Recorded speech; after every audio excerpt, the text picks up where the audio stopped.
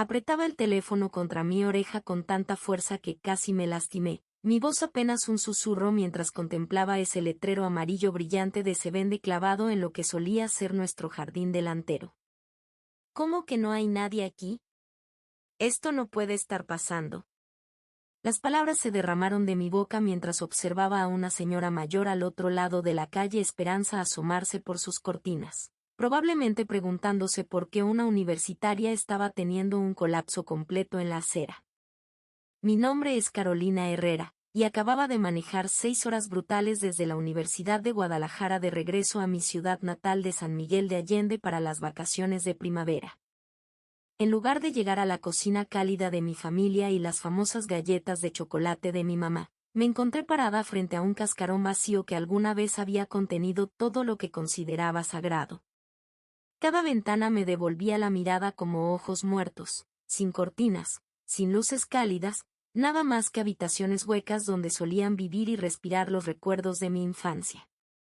3 bolsas de basura de plástico se desplomaban contra la puerta principal como sueños desechados, y cuando abrí la primera con manos temblorosas, encontré mi ropa de invierno, mis libros favoritos, pedazos dispersos de la vida que había confiado que siempre estaría esperándome. Tu padre dijo que deberías haber llamado primero. La voz del tío Roberto crepitó a través del altavoz, sonando incómodo y distante. Se mudaron el martes pasado. ¿Nadie te dijo nada sobre esto? No, la palabra salió como el grito de un animal herido, mi garganta cerrándose como si alguien tuviera sus manos envueltas alrededor de ella. Nadie me dijo absolutamente nada. Colgué e inmediatamente llamé a papá. Cada timbre se sentía como un clavo siendo martillado en mi pecho. ¿Qué? Su voz era plana, sin emociones, como si estuviera hablando con un vendedor telefónico. Papá, la casa está vacía. Mis cosas están en bolsas de basura en el pórtico. ¿Qué demonios está pasando? El silencio se extendió entre nosotros como un abismo, luego sus palabras me cortaron como vidrio roto. Nos mudamos. Ya eres adulta. Resuélvelo. La línea se cortó. Miré la pantalla de mi teléfono fijamente, mi reflejo fantasmal en la superficie negra. Volví a llamar, directo al buzón de voz. Intenté el número de mamá, lo mismo. El teléfono de mi hermano menor Sebastián, sonó y sonó en un vacío infinito. Así de simple, había sido borrada de su historia. Sin advertencia. Sin despedida. Ni siquiera la decencia humana básica de decirme dónde habían desaparecido. Parado ahí mientras el sol de primavera pintaba todo dorado a mi alrededor, observé las sombras arrastrarse por lo que solía ser mi mundo. El árbol de ceiba que papá y yo habíamos plantado cuando tenía 7 años todavía extendía sus ramas hacia el cielo, protegiendo una casa que ya no nos pertenecía. Había estado enviando parte de mi dinero de la beca a casa cada mes sin falta, manteniendo un promedio de 9.5 en mi programa de premedicina mientras trabajaba 20 horas a la semana en la biblioteca del campus. Había sido la hija perfecta. La confiable. La niña que nunca causaba problemas o pedía demasiado. Y esto era lo que recibía a cambio. No lloré. Todavía no, de todos modos. En cambio, cargué esas bolsas de basura en mi Toyota Corolla destartalado y encontré el motel más barato que pude localizar, extendiendo mis pertenencias salvadas por toda una colcha áspera. Algunos libros de texto. El abrigo de invierno que había olvidado llevar de vuelta a la escuela. Un marco de fotos agrietado que contenía una foto de nuestras vacaciones familiares a Yucatán hace 3 años. Todos nosotros sonriendo como si realmente nos importáramos el uno al otro. Qué hermosa mentira se había vuelto esa fotografía. Esa noche, acostada en sábanas que olían a detergente industrial y sueños rotos, me hice una promesa. Si querían borrarme de sus vidas, yo les devolvería el favor, con interés. Cortaría cada lazo que nos unía. Y construiría algo que nunca podrían quitarme otra vez. Creciendo, Me habían enseñado que la lealtad familiar era todo. Mis padres habían emigrado de Guatemala antes de que yo naciera, y la familia primero, siempre bien podría haber estado tatuada en la pared de nuestra cocina. Papá trabajaba turnos dobles en la fábrica textil mientras mamá limpiaba oficinas en el centro hasta que sus manos estaban crudas y sangrando. Le recordaban constantemente a Sebastián y a mí todo lo que habían sacrificado por nuestros futuros. Vinimos a este país sin nada más que esperanza y determinación para que ustedes, niños, pudieran tener oportunidades que nosotros nunca soñamos, decía papá durante la cena casi todas las noches. La educación es su boleto a una vida mejor que la nuestra. Me tragué esas palabras como medicina. Mientras mis amigas de la preparatoria iban a fiestas y juegos de fútbol, yo me quedaba en casa estudiando. Cuando otros niños tomaban trabajos fáciles de verano en el centro comercial, yo hacía voluntariado en el hospital del condado. Mi beca completa a la Universidad de Guadalajara para premedicina se suponía que era prueba de que sus sacrificios habían valido la pena. Sebastián era mi completo opuesto. Apenas pasaba sus clases, pasaba horas jugando videojuegos, y lo habían atrapado robando en tiendas 2 veces. Pero nuestros padres nunca se dieron por vencidos con él. Ponían excusas por sus fracasos, pagaban por sus errores, lo perdonaban una y otra vez. Solo está tratando de encontrar su camino, les decían a parientes preocupados y maestros. Tal vez por eso su abandono se sintió como ser golpeada por un camión. La hija responsable tirada a la basura mientras el hijo problemático se quedaba seguro bajo su ala protectora. Esa noche en el motel, llamé a la doctora Elena Vázquez, mi profesora de química orgánica que se había vuelto como una mentora para mí durante los últimos 2 años. Simplemente, ¿desaparecieron?, preguntó, su voz espesa con incredulidad y enojo en mi nombre. Completamente. Ni siquiera sé qué se supone que debo hacer ahora. No puedo regresar a los dormitorios durante las vacaciones, y yo. Mi voz finalmente se quebró, dejando que todo ese dolor enterrado se derramara como agua de una presa rota. Escúchame, Carolina. Ven a quedarte en mi casa hasta que reabran los dormitorios. Resolveremos esto juntas, paso a paso. La doctora Vázquez vivía sola en una hermosa casa colonial llena de revistas científicas y 2 gatos persas antiguos que parecían entender el dolor del corazón. Me entregó la llave de su cuarto de huéspedes y una sonrisa que se sintió como calor después de estar perdida en una tormenta de nieve. Sin límite de tiempo en este arreglo, me aseguró sobre té de manzanilla. Solo enfócate en tus estudios y en sanar. Esas vacaciones de primavera, en lugar de relajarme o ponerme al día con amigas de la preparatoria, me lancé a la investigación. La doctora Vázquez me había conectado con una posición de investigación de verano en el Centro Médico Esperanza, trabajando en un proyecto estudiando el impacto de la inestabilidad habitacional en el manejo de enfermedades crónicas. La ironía no se me escapó, ahora yo misma estaba sin hogar, estudiando cómo la falta de vivienda afectaba la salud de las personas. Canaliza este dolor hacia un propósito, sugirió la doctora Vázquez durante el desayuno una mañana. Los sanadores más poderosos entienden el sufrimiento desde adentro hacia afuera.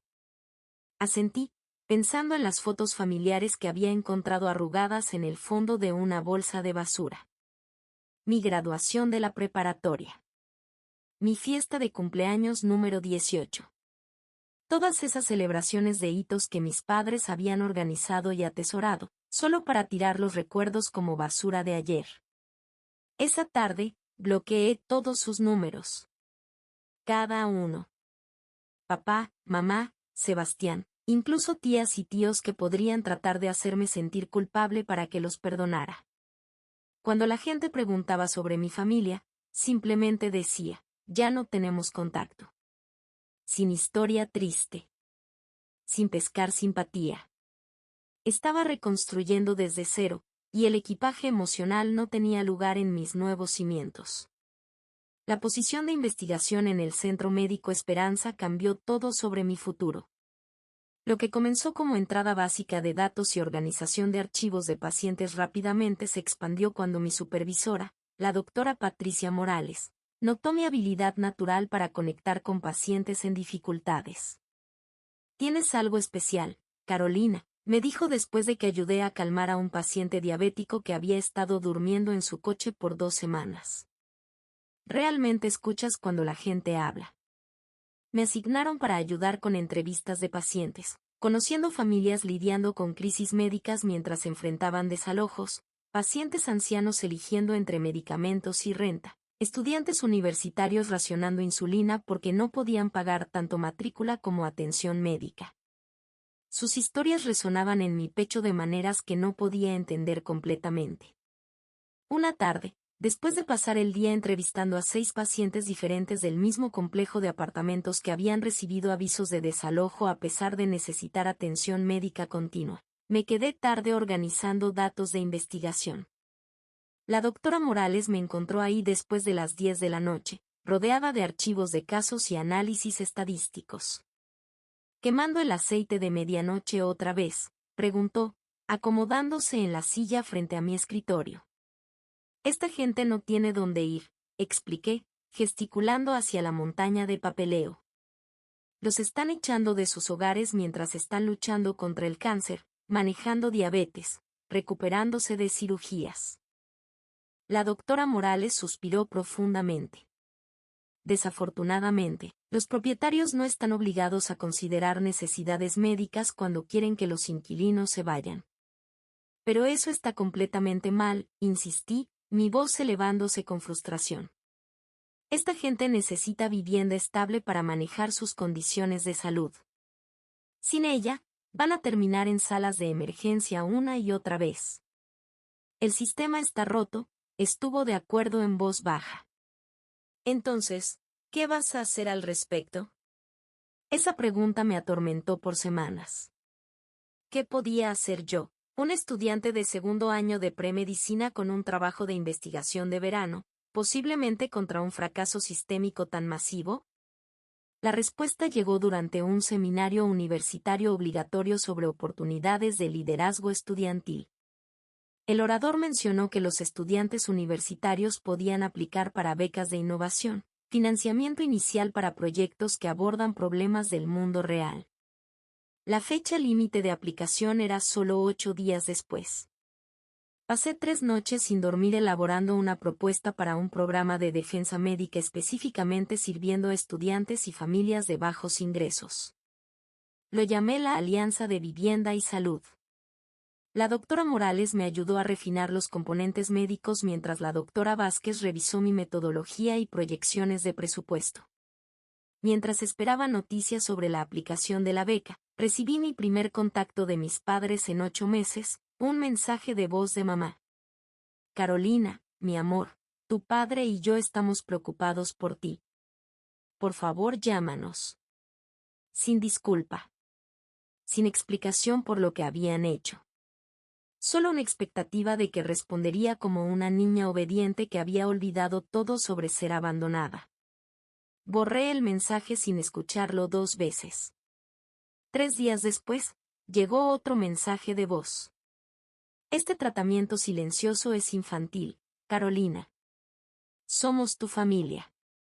Guardé ese pero no respondí. Las llamadas se multiplicaron como un virus. A veces mamá, a veces papá, ocasionalmente Sebastián.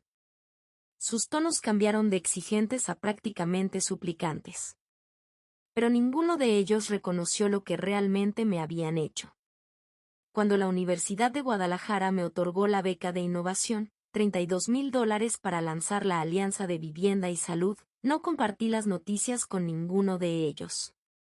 Cuando el Centro Médico Esperanza me ofreció una posición pagada para continuar el trabajo de defensa durante el año escolar, celebré con la doctora Vázquez y la doctora Morales en su lugar. Mi familia elegida estaba creciendo a mi alrededor, gente que me apoyaba no porque tenía que hacerlo, sino porque genuinamente se preocupaba por en quién me estaba convirtiendo. Para enero, La Alianza de Vivienda y Salud había ayudado exitosamente a 43 estudiantes y familias a mantener vivienda estable mientras manejaban condiciones de salud serias. Operábamos desde un cuarto de almacenamiento convertido en el Centro Médico Esperanza, con 2 estudiantes de enfermería voluntarios y un grupo rotativo de estudiantes de premedicina ganando crédito de investigación. La mayoría de los días, corría de las clases matutinas a nuestra oficina abarrotada, pasando las tardes revisando casos y desarrollando nuevas estrategias de intervención. El trabajo era agotador pero profundamente gratificante. Cada familia que mantuvo su hogar, cada paciente que evitó complicaciones médicas porque tenía vivienda estable, se sentía como una victoria personal. Estaba construyendo algo significativo de las cenizas de mi propio desplazamiento.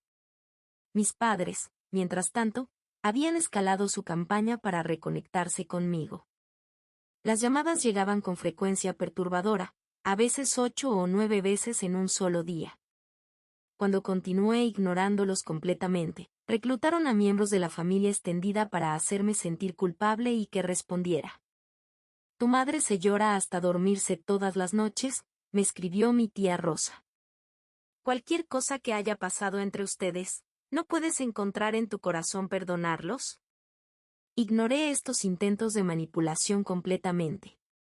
El perdón requería reconocimiento de la mala acción, y ellos aún tenían que admitir cualquier falta. Un martes por la mañana en febrero, estaba aconsejando a un estudiante de primer año llamado Miguel que había descubierto que su propietario había cambiado las cerraduras mientras él estaba en el hospital recuperándose de una cirugía de apendicitis. Mientras discutíamos sus opciones legales y necesidades médicas, sonó el teléfono de nuestra oficina. Alianza de Vivienda y Salud, habla Carolina, contesté profesionalmente, levantando un dedo hacia Miguel. Carolina, mi amor, ¿realmente eres tú? La voz de mi madre hizo que mi estómago cayera a mis zapatos. ¿Cómo conseguiste este número? Está en el sitio web de tu programa, explicó, su voz temblando con emoción apenas controlada. ¿Por qué no regresas nuestras llamadas? Hemos estado desesperados por hablar contigo. Miguel se movió incómodamente, claramente sintiendo la tensión crepitando en el aire. Cubrí el receptor del teléfono con mi mano. Lo siento, necesito tomar esta llamada en privado. ¿Podrías esperar en el pasillo por solo un minuto? Después de que se fue, descubrí el teléfono. Este es mi lugar de trabajo. No vuelvas a llamar aquí. ¿Dónde estás viviendo? Somos tus padres, dijo, su voz quebrándose completamente. Tenemos el derecho de saber. Renunciaron a ese derecho, interrumpí fríamente, cuando metieron mi vida en bolsas de basura y desaparecieron sin una palabra. No voy a hacer esto ahora mismo. Tu padre cometió un error terrible, suplicó desesperadamente. Estábamos enfrentando problemas financieros. La casa iba a ser embargada. Teníamos demasiada vergüenza para decirte la verdad. Por solo un momento, sentí una pequeña grieta en mi determinación. ¿Problemas financieros? Embargo, nunca habían mencionado problemas de dinero durante nuestras llamadas telefónicas antes de que me fuera para las vacaciones de primavera. Si estaban luchando, deberían habérmelo dicho, dije, mi voz suavizándose ligeramente a pesar de mí misma. Yo habría ayudado como pudiera. Ya estaba enviando dinero a casa. El orgullo de tu padre no le permitía pedir ayuda, admitió. ¿Sabes lo terco que puede ser sobre aceptar caridad? Sí sabía. El orgullo de papá había sido una característica definitoria de nuestro hogar durante tanto tiempo como podía recordar. Pero el orgullo herido no justificaba lo que me habían hecho. Necesito regresar con mi cliente, dije firmemente. Por favor no me contactes en el trabajo otra vez. Colgué antes de que pudiera responder, mis manos temblando mientras ponía el receptor. Esa breve conversación había revuelto emociones que pensé que había enterrado exitosamente. Enojo, definitivamente, pero también un sentido punzante de obligación que no podía sacudir completamente. Más tarde esa tarde, la doctora Morales me encontró todavía encorvada sobre mi escritorio, mirando fijamente formularios de admisión de pacientes en blanco. ¿Todo bien? Pareces distraída hoy, observó, encaramándose en el borde de mi escritorio. Dudé, luego le conté sobre la llamada telefónica. Parte de mí quiere creer que tenían buenas razones, confesé. Que no era solo crueldad por sí misma. La doctora Morales consideró esto cuidadosamente. Las personas rara vez actúan por malicia pura, Carolina. Pero las explicaciones no son lo mismo que las excusas. Cualesquiera que fueran los problemas financieros que enfrentaron, eligieron manejarlo abandonándote sin ninguna advertencia. Tenía razón absolutamente. Y sin embargo, la explicación de mi madre había plantado una semilla de duda. ¿Y si había más en su historia? ¿Y si realmente habían estado desesperados y avergonzados? Al día siguiente, contra cada instinto que había desarrollado durante el año pasado, hice algo que había resistido desde el día que encontré la casa vacía. Busqué a mi familia en línea. Lo que descubrí destruyó completamente cualquier simpatía emergente. Una publicación alegre de Facebook de mi madre fechada solo 3 semanas después de que se habían mudado, mostrándola a ella, papá y Sebastián sonriendo frente a una hermosa casa nueva con un garaje de 2 coches y césped bien cuidado. La descripción decía, nuevos comienzos en la casa de nuestros sueños. Nos sentimos tan bendecidos y agradecidos por este nuevo comienzo. No había habido crisis financiera. No embargo. Solo, una decisión fría y calculada de dejarme atrás. Los mensajes de voz continuaron acumulándose como veneno en mi buzón. 200, 300. 425. Los mensajes de mis padres evolucionaron de exigentes a suplicantes, ocasionalmente mezclados con actualizaciones casuales sobre sus nuevas vidas, como si estuviéramos manteniendo contacto familiar normal en lugar de que ellos condujeran un asalto unilateral a mis límites. Sebastián entró al equipo de básquetbol universitario, reportó mi madre a finales de marzo. Realmente ha encontrado su confianza este año. Siempre dijiste que tenía habilidad atlética natural. Los vecinos nos invitaron a una parrillada el fin de semana pasado, anunció papá a principios de abril. Me recordó esa fiesta de cuadra que tuvimos en la calle Esperanza cuando eras pequeña. Estas actualizaciones casuales de la vida me enfurecían más que sus demandas anteriores. Estaban viviendo sus vidas, haciendo nuevos amigos, celebrando logros, mientras yo todavía estaba procesando el trauma de su traición. Mientras tanto, la Alianza de Vivienda y Salud estaba ganando atención regional. Una estación de televisión local presentó nuestro trabajo en un segmento sobre enfoques innovadores para la defensa de la atención médica. El periódico universitario siguió con una historia de primera plana destacando mi camino poco convencional de hija abandonada a organizadora comunitaria. Estas apariciones en los medios incrementaron dramáticamente nuestra carga de casos y oportunidades de financiamiento.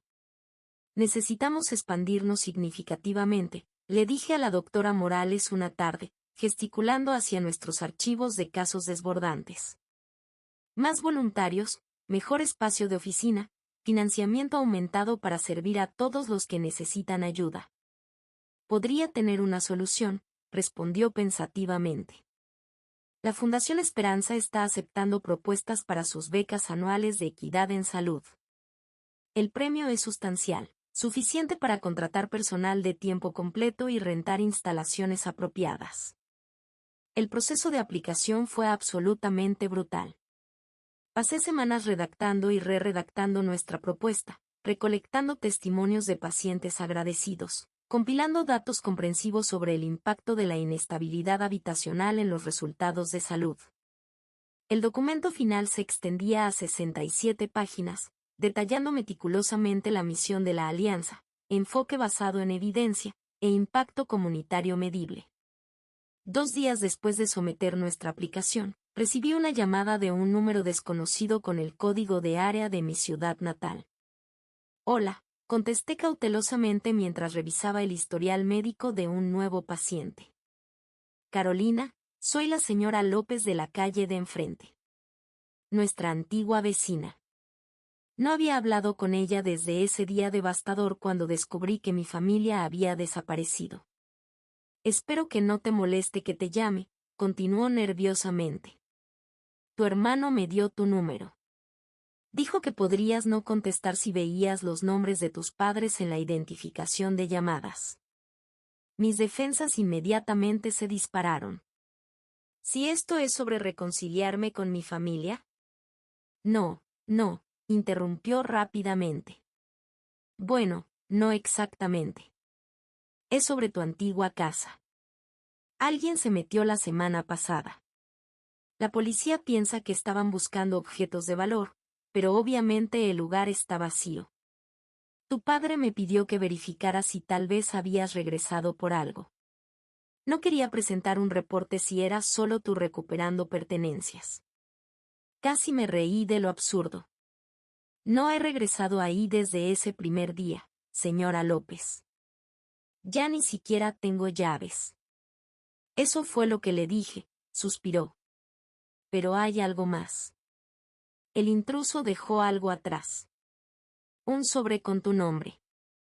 La policía me lo dio ya que estoy vigilando la propiedad. Mi corazón comenzó a acelerarse. ¿Qué tipo de sobre? No lo he abierto, explicó. Está dirigido específicamente a ti.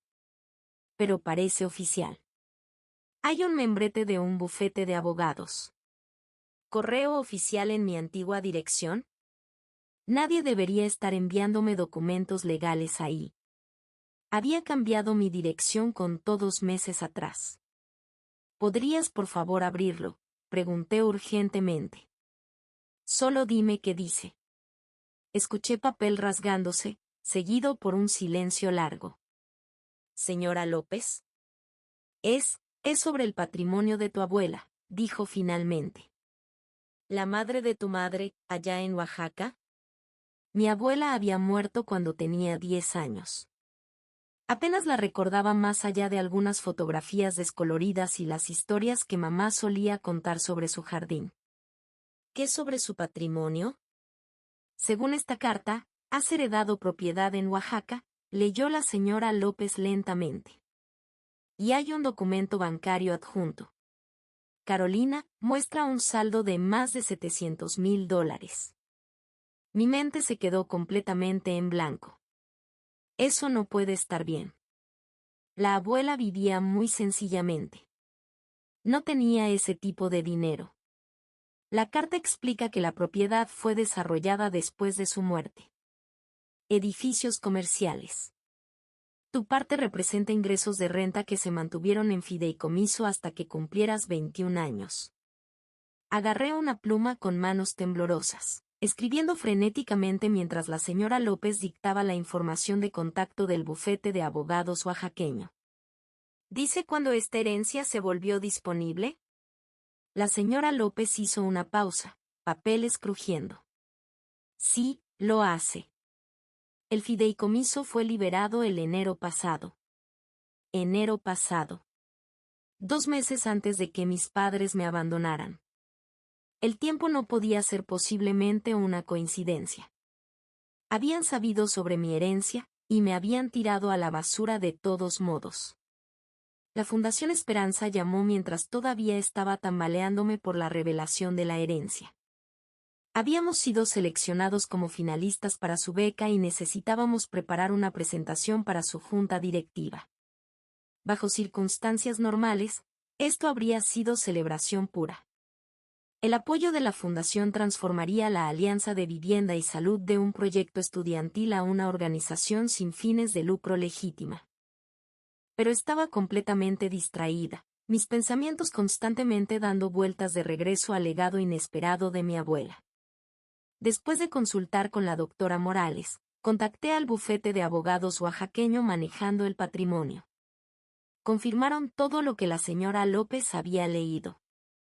La herencia era legítima, El dinero era legítimamente mío. Y más importante, la notificación oficial había sido enviada a mis padres como mis tutores legales 15 meses antes.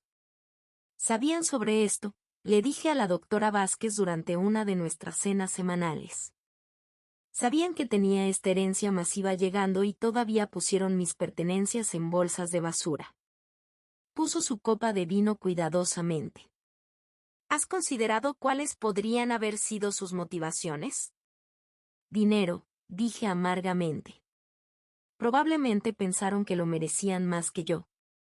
Tal vez, concedió. Pero esconder una herencia de este tamaño es increíblemente difícil. Lo habrías descubierto eventualmente.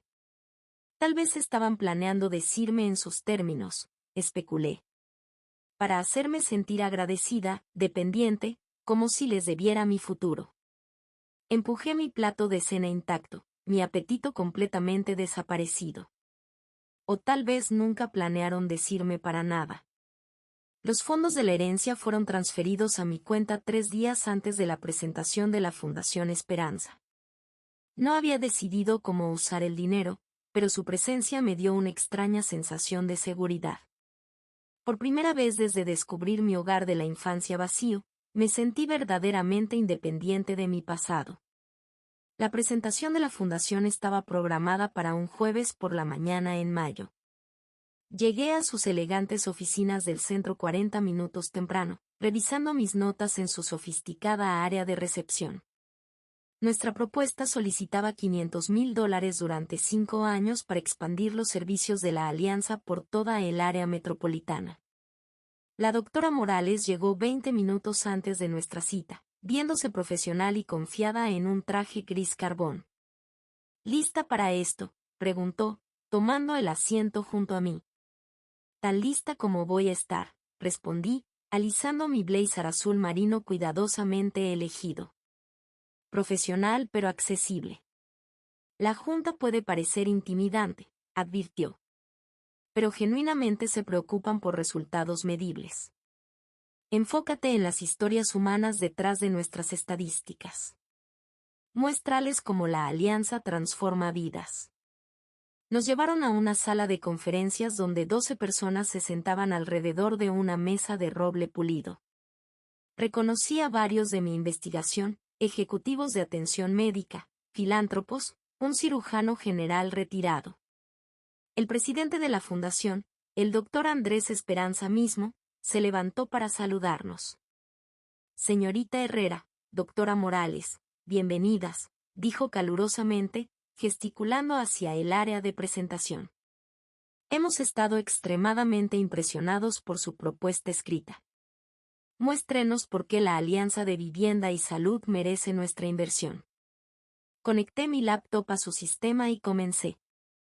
La presentación delineó nuestra evolución de proyecto de investigación estudiantil a recurso comunitario, destacando historias de éxito clave e impactos sistémicos. La doctora Morales contribuyó experiencia médica, explicando cómo nuestro modelo abordaba brechas críticas en la entrega de atención médica. 30 minutos en la presentación, mientras describía nuestra estrategia de expansión, la puerta de la sala de conferencias se abrió silenciosamente. Un asistente de la fundación susurró algo urgente al doctor Esperanza, quien frunció el ceño profundamente. Me disculpo por esta interrupción, anunció el doctor Esperanza. Señorita Herrera, hay algunas personas en nuestra área de recepción que dicen ser miembros de su familia. Están bastante persistentes sobre necesitar hablar con usted inmediatamente. Mi corazón se detuvo completamente. ¿Mi familia? ¿Aquí? Dicen que es extremadamente urgente, añadió, viéndose genuinamente incómodo con la situación. Ciertamente podemos pedirles que esperen hasta que hayamos terminado nuestra presentación. La doctora Morales tocó mi brazo de apoyo. Tu decisión, Carolina. Tomé una respiración profunda y estabilizadora. Después de 18 meses de llamadas ignoradas, mis padres me habían rastreado hasta tal vez el momento profesional más importante de mi vida. El timing no podía ser más calculado o más revelador sobre sus verdaderas prioridades. Por favor, díganles que hablaré con ellos después de que concluyamos nuestros asuntos aquí, dije, mi voz notablemente estable. Esta presentación es demasiado importante para interrumpir. El doctor Esperanza asintió con aprobación, y el asistente se fue a entregar mi mensaje. Me volteé de regreso a los miembros de la junta, pero por dentro, mi mente estaba corriendo. ¿Qué podía ser posiblemente tan urgente después de 1 año y medio de silencio completo? Terminé el resto de la presentación con pura adrenalina, mi voz manteniéndose profesional a pesar del tornado emocional girando dentro de mí. La junta hizo preguntas perspicaces, que respondí exhaustivamente, absolutamente determinada a no dejar que mi drama personal contaminara esta oportunidad. Cuando finalmente nos agradecieron y prometieron una decisión dentro de 2 semanas, me sentí emocionalmente drenada en lugar de esperanzada. Fuiste absolutamente brillante, dijo la doctora Morales mientras empacábamos nuestros materiales. Especialmente bajo esas circunstancias. Afuera de la sala de conferencias, mis padres y Sebastián esperaban en el lobby de piso de mármol. Mamá se levantó inmediatamente cuando me vio, su cara mostrando una mezcla compleja de esperanza, desesperación y determinación. Papá permaneció sentado, su expresión cuidadosamente controlada. Sebastián se cernía torpemente cerca, mirando a todas partes excepto directamente a mí. Carolina, comenzó mamá, avanzando tentativamente. Necesitamos hablar contigo desesperadamente. La doctora Morales apretó mi hombro de manera tranquilizadora. Te esperaré afuera. Llámame esta noche. Asentí agradecidamente, luego me volteé para enfrentar a las 3 personas que habían moldeado mi infancia y destrozado mi confianza. ¿Por qué están aquí? ¿Cómo me encontraron siquiera? Vimos el artículo del periódico sobre tu programa de salud, explicó mamá sin aliento. Mencionaba la reunión de la fundación de hoy. Hemos estado tratando de contactarte por más de 1 año. Estoy consciente, dije fríamente. 425 llamadas es difícil de ignorar. Papá finalmente se levantó lentamente. Esto ha durado suficiente, Carolina. Estás siendo ridícula sobre toda esta situación. Una risa amarga se me escapó. ¿Ridícula? Llegué a casa para encontrar mi vida en bolsas de basura. Vendieron nuestra casa sin decirme. Me abandonaron sin explicación. ¿Y yo soy la ridícula? Cometimos un error horrible, dijo mamá, su voz temblando con emoción. Queremos arreglar las cosas entre nosotros. ¿Ahora quieren arreglar las cosas?, pregunté incrédulamente. ¿Después de 18 meses de silencio? ¿Después de que reconstruí toda mi vida sin ustedes? ¿Por qué ahora? ¿Qué cambió repentinamente? Sebastián se movió incómodamente. Solo escúchalos, Carolina. Por favor.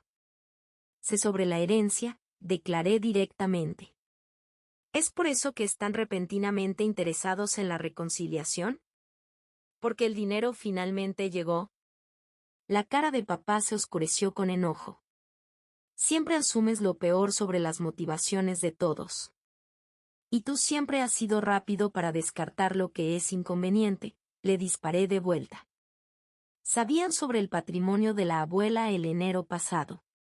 Me lo ocultaron, luego me tiraron como basura. Los ojos de mamá se agrandaron con shock genuino. ¿Tú sabes sobre eso? Sé todo, confirmé fríamente. La única pregunta ahora es, ¿qué exactamente quieren de mí? El lobby de la fundación claramente no era el lugar para una confrontación familiar, así que nos movimos a un café tranquilo calle abajo. Me senté frente a ellos en una mesa de esquina, manteniendo distancia tanto física como emocional mientras intentaban explicar lo inexplicable. Estábamos profundamente avergonzados, admitió mamá, envolviendo sus manos alrededor de su taza de café intacta. Los problemas financieros. Tu padre perdió su trabajo en la fábrica y mis ingresos de limpieza no podían cubrir todos nuestros gastos.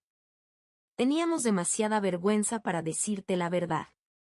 Entonces, en lugar de pedir ayuda, decidieron abandonarme completamente. Mantuve mi voz baja y controlada. Nos enteramos sobre la herencia de tu abuela justo después de Año Nuevo, explicó papá defensivamente.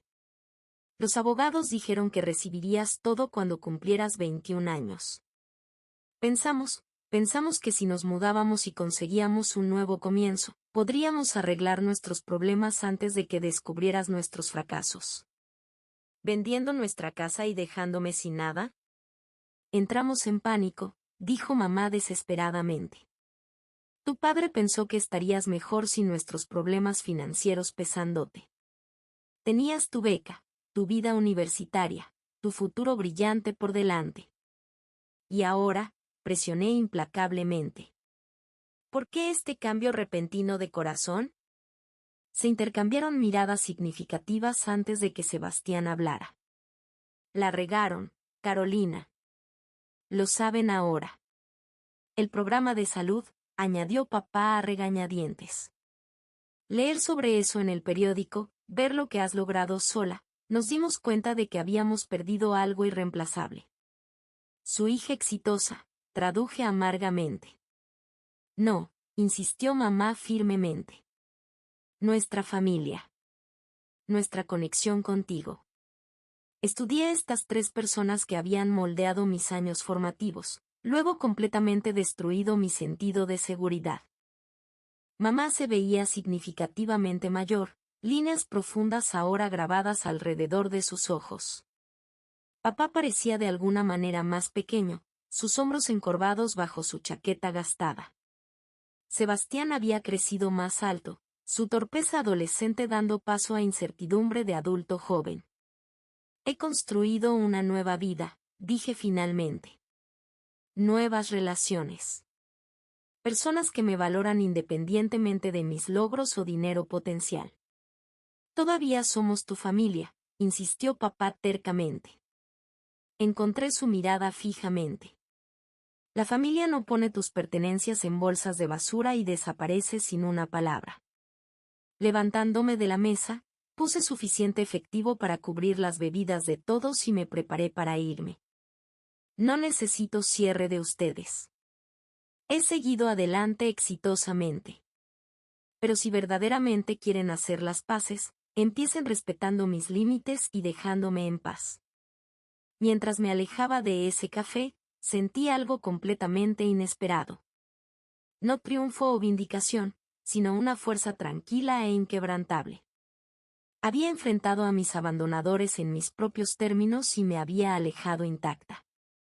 La mañana siguiente, la Fundación Esperanza llamó con noticias extraordinarias.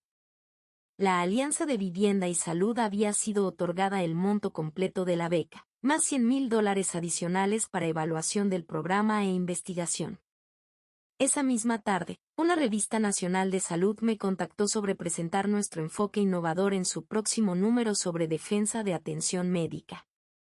Cuando ese artículo fue publicado 6 semanas después, llegó a profesionales de atención médica por todo el país, incluyendo, después supe, a mis padres. Nunca intentaron contactarme otra vez. A veces la familia que eliges se vuelve infinitamente más poderosa que aquella en la que naciste. Mientras miraba hacia mi futuro, expandiendo la alianza, preparándome para aplicaciones a escuela de medicina, construyendo relaciones significativas con personas que genuinamente me valoraban.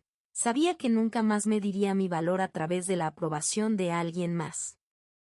Había aprendido a construir una base para mí misma que nadie podría demoler jamás. El dinero de la herencia me permitió establecer la alianza como una organización sin fines de lucro completamente independiente. Nos mudamos a un edificio de oficinas real, contratamos miembros de personal profesional, y expandimos nuestros servicios por 3 condados. Cada familia que ayudamos a mantener vivienda estable mientras manejaba crisis de salud, cada paciente que evitó complicaciones médicas porque tenía un lugar seguro para sanar. Todo se sentía como validación del camino que había elegido. 2 años después, cuando me gradué magna cum laude y fui aceptada a la Escuela de Medicina de la Universidad Nacional, celebré con la doctora Vázquez, la doctora Morales, y el increíble equipo que habíamos construido juntas. Mi familia elegida había crecido en algo hermoso e inquebrantable. Nunca miré atrás con pesar.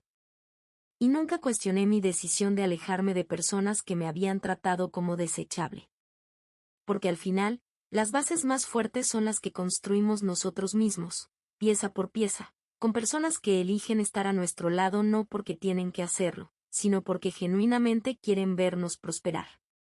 Años más tarde, mientras caminaba por los pasillos del hospital donde ahora trabajo como médica residente, a menudo pienso en esa joven de 19 años que se encontró sola frente a una casa vacía. Esa muchacha que pensó que su mundo se había terminado cuando descubrió las bolsas de basura en el pórtico. No sabía entonces que esa devastación sería el comienzo de algo extraordinario.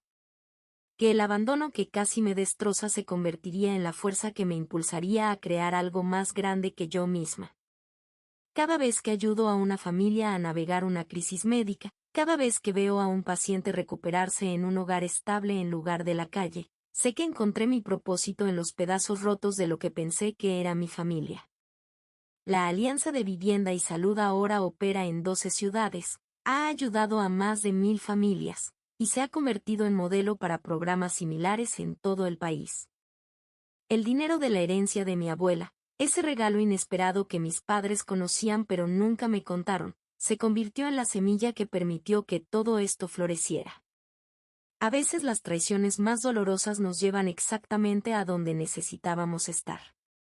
Mi familia me abandonó, pero en ese abandono encontré mi verdadera vocación.